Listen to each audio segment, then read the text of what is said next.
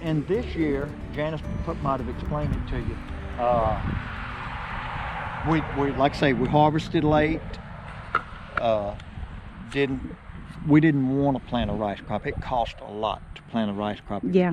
Whether you're going to harvest it or whether you're not. And the later you go, the less your yield's going to be. You know that. I mean, the later you are planting. So normally we'll plant Sudan. This year, because of all of the rain and everything, we couldn't even get in there and plow the ground and get Sudan planted in time. Here, we did at our other place. So we just opted to let all of it grow up naturally, which a lot of farmers just do that. They don't have any expense in it other than maybe a little fertilizer if they want. Yeah. So that's what we did here. And you can kind of see what I do every year. Not everybody does this, but I like to get in the field before we flood it and cut trails for our traps. So that's what those spaces are out there. You've cut trails. I set my GPS on the tractor for certain distance between them, and I bush hogged.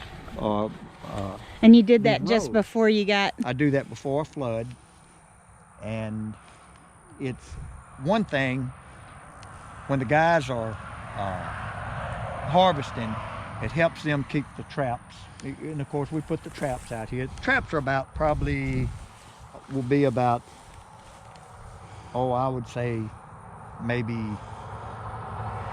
40 feet, about 40 feet between each trap. And it helps them keep them in a straight line. Yeah. So they'll push down this side, they'll cross over, come down this one, and just zigzag all the way through it. This field here, this particular field is a 40-acre field right here, and one guy will walk that probably in about 3 hours. Okay, now this particular field will have about 600 in this 40-acre field, about 600 traps. When they get to a trap, they set the baited one down, pick up that one, and as they're walking, they dump it and bait the next one. Go to the next one, and they're really fast. I mean, what do you use for bait? Early in the season, when it's cold, we like to use cut shad. Yeah. That's cut bait, or carp. Yeah. But we still use artificial also. And then once the water warms up, we use an artificial bait. I'm blown away by it. So I wish there were traps out there. There are so many birds around here. Is that kind of normal? Like, are you guys getting all the birds from up north, it looks like? Well, is this like a migratory pattern? A certain amount of them. Yeah. But that's one thing too that we try to, the more cover that there is in a field, that gives you crawfish some protection. And not just that, this time of the year, your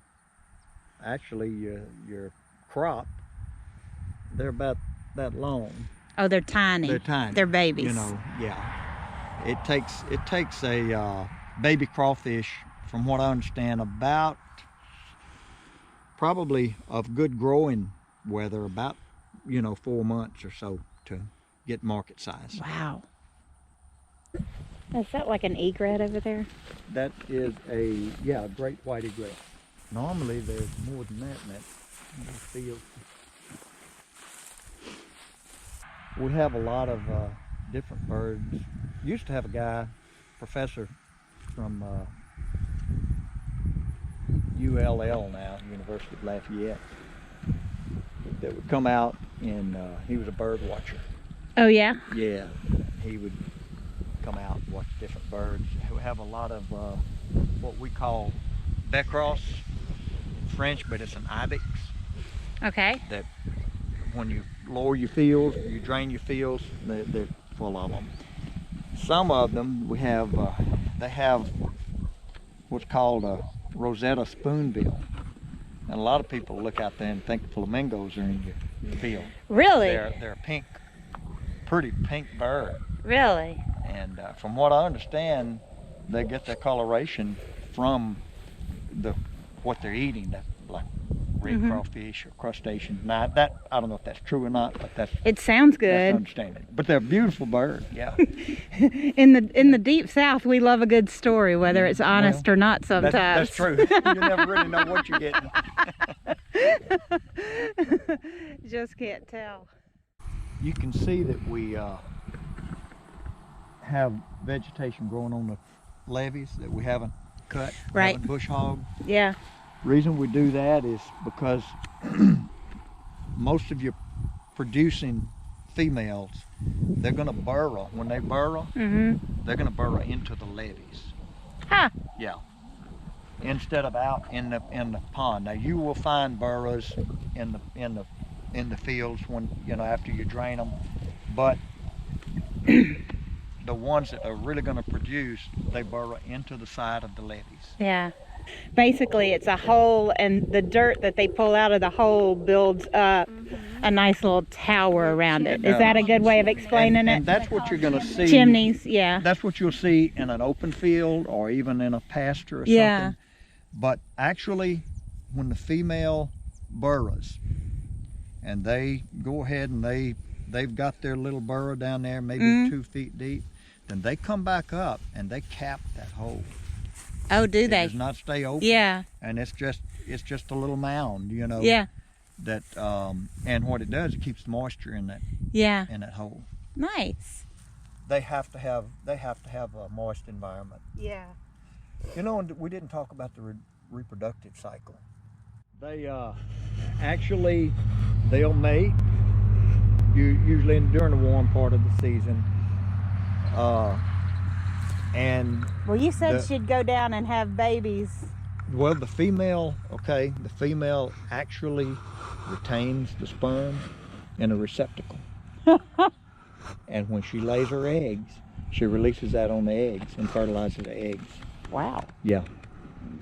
And that's kind of the way that's done.